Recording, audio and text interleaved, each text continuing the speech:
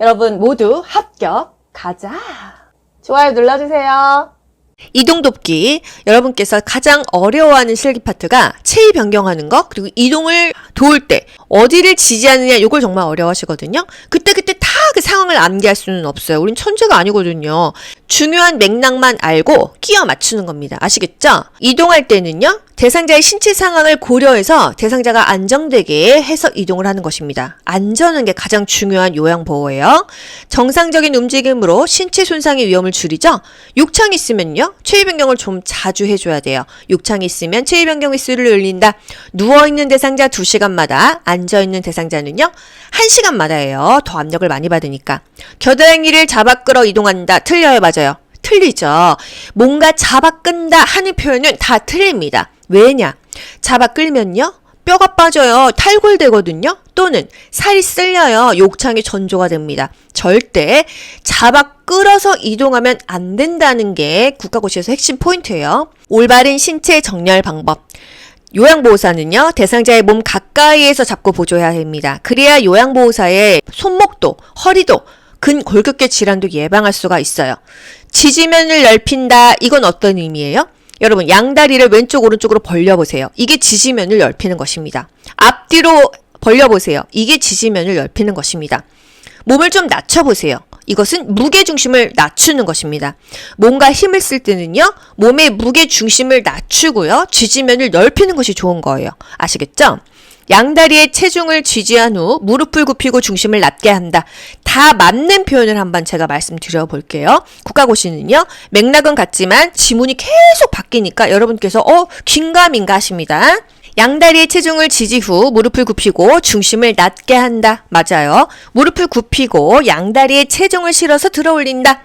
무릎을 굽히고 몸의 무게중심을 낮추어 이동시킨다. 다 맞는 말이에요. 대상자 이동시킬 때 큰 근육을 사용하여 척추의 안정성을 유지한다. 뭐 이렇게 작은 근육, 손가락만 깔짝깔짝할 게 아니라 이 손바닥 전체를 이용한다든지 큰 근육을 쓴다, 이 얘기예요. 한 발을 다른 발보다 약간 앞에 두어 지지면을 넓힌다. 앞뒤로 또는 양옆으로 벌려서 지지면을 넓힌다는 거예요.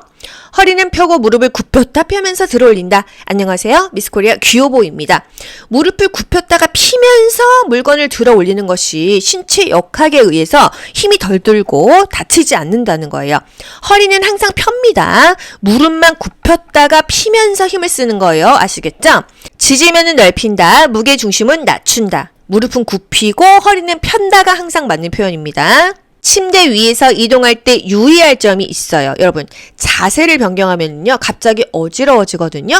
그래서 누워있다가 앉았을 때 어지럽고요, 앉아있다가 일어났을 때 어지럽습니다. 어지러운 상태에서 그냥 무리하게 걸어가요. 어떻게 돼요? 픽 넘어지죠. 골절되거나 머리를 다칠 수가 있어요. 그래서 굉장히 유의를 해야 되는 거예요. 침대에 누워있던 대상자가요, 화장실 가려고 일어나 앉았더니 어지러워. 그럼 어떻게 해야 돼요? 잠깐 앉아있게 합니다. 또는 누워있던 대상자가 앉았는데 어지럽다 하면은요, 앉혀놓기도 한다. 이것도 맞고요. 다시 눕힌다. 이것도 맞습니다. 아시겠죠? 앉아있던 대상자가 일어나는데 어지러워. 그럼 다시 앉힌다. 이것도 맞는 거예요. 종전의 자세로 바꾼다. 원래 자세로 눕힌다. 이런 것들이 다 맞는 표현이 되겠습니다. 혈압이 저하돼요.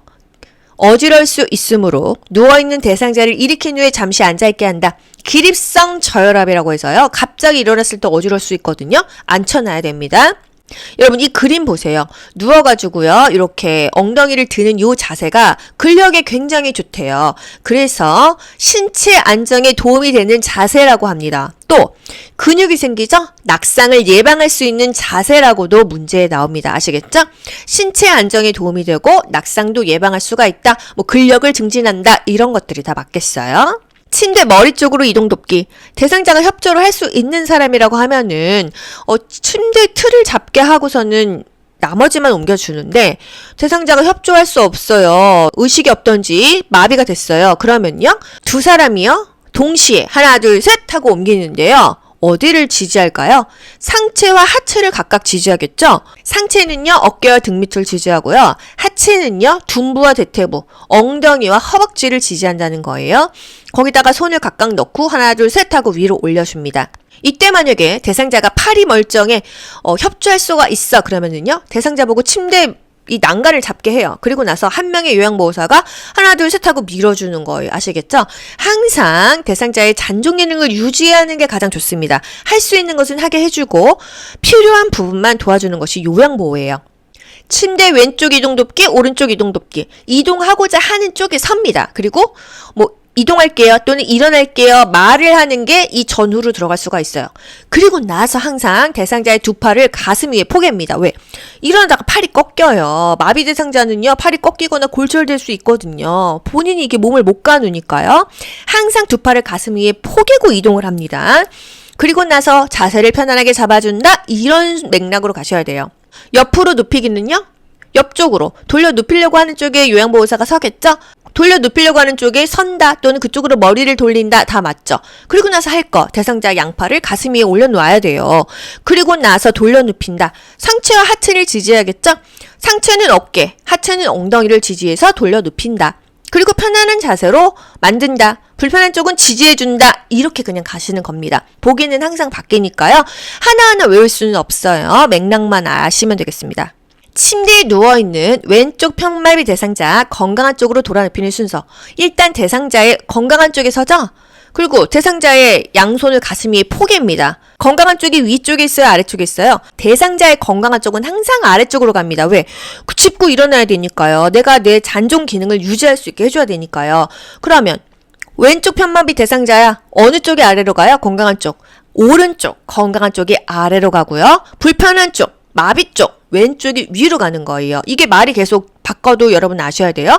건강한 쪽이 아래로 향하게 한다. 마비된 쪽이 위로 올라가게 한다. 이게 맞아요. 그쵸? 상체 하나, 하체 하나 지지해야겠죠? 엉덩이와 어깨를 지지하여 돌려 눕힌다. 상체는 거의 다 어깨, 하체는 엉덩이나 대퇴부, 허벅지를 얘기합니다. 그리고 자세 잡은 다음에 편안하게 해준다. 이게 항상 마무리예요. 그래서 보기가 5개가 나오기 때문에 다음 중 맞는 것은 틀린 것은 또는 순서는 물어봤을 때요. 중간에 하나가 빠져도 여러분 맞추실 수 있어야 돼요. 편마비 대상자 일으켜 앉히는 방법. 일어날게요 설명하죠? 건강한 쪽으로 서죠? 움직이려고 하는 쪽으로 서죠? 마비된 손을 가슴 위로 항상 포개 놓습니다.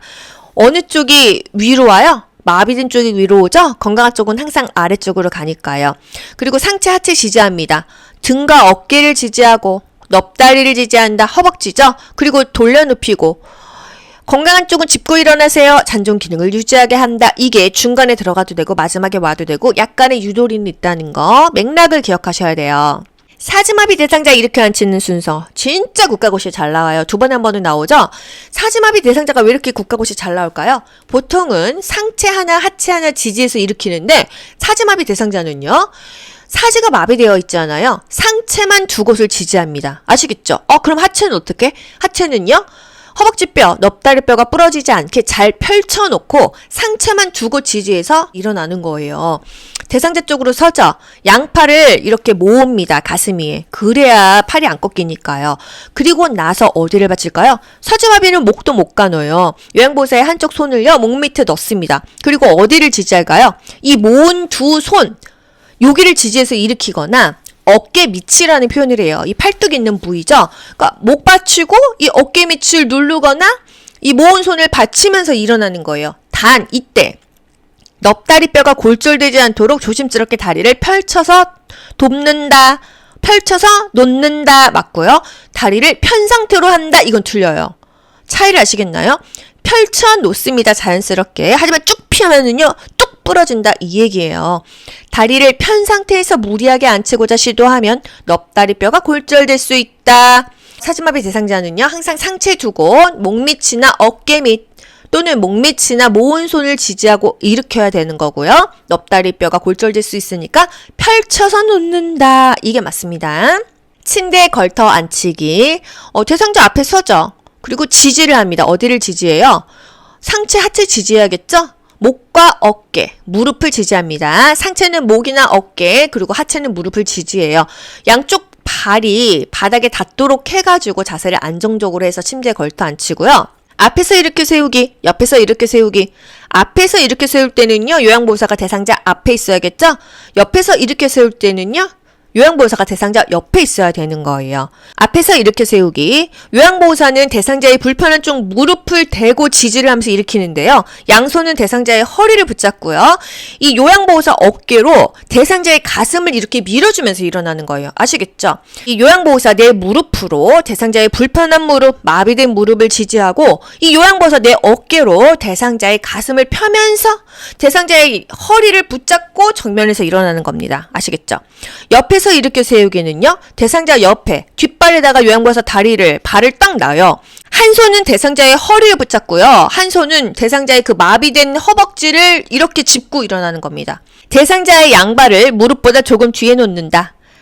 요양보호사의 발을 대상자의 마비된 발 바로 뒤에 놓는다. 한 손으로 마비된 대퇴부를 지지하고 다른 손으로 대상자의 반대쪽 허리를 부축하여 천천히 일으켜 세운다. 다 일어나면 상체를 펴게 한다. 약간의 차이를 아시겠나요? 앞에서 이렇게 세울 때는 요양보호사가 대상자 정면에 있으니까 불편한 쪽을 무릎으로 지지하면서 양손 허리를 붙잡고 상체를 지지를 못하니까 요양보호사 어깨로 대상자 가슴을 이렇게 밀면서 일으키는 거고요. 옆에서 이렇게 세울 때는 한 손은 허리, 또 한 손은 마비된 무릎을 펴주면서 일어나는 것이 되겠습니다. 아시겠죠? 귀로 듣고 고득점 합격하는 비결이 귀요보에 있습니다. 여러분 모두 합격. 가자. 안녕. 좋아요 눌러주세요.